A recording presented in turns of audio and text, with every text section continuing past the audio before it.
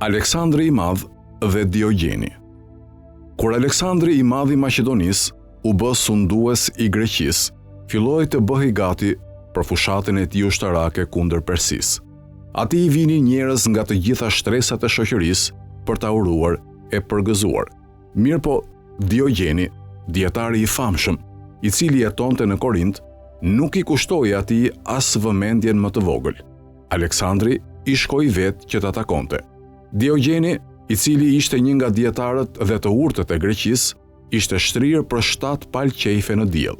Duke ndjerë që një turm e madhe me njerëz po vinte drejt tij, u ngrit pak dhe ja nguli syt Aleksandrit, që po vinte gjithë madhështi hipur mbi kal. Diogjeni nuk bëri asnjë dallim midis Aleksandrit dhe një njeriu të thjeshtë që vinte ta takonte atë.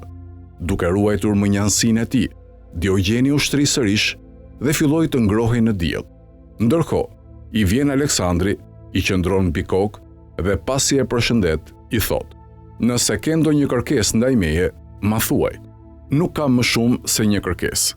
Hapu pak anash se më ke zënë diellin", i tha Diogjeni.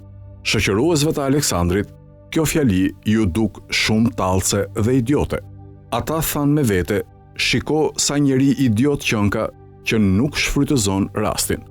Mirpo Aleksandri, i cili në fjalët e tij vuri re çiltërsinë e vërtetë të Diogjenit, ra thellë në mendime. Pasi u nis rrugës, i tha shoqëruesve të tij, që ishin filozofe njerëz me pozitë: "Nëse nuk do të isha Aleksandri, do të doja të isha Diogjeni."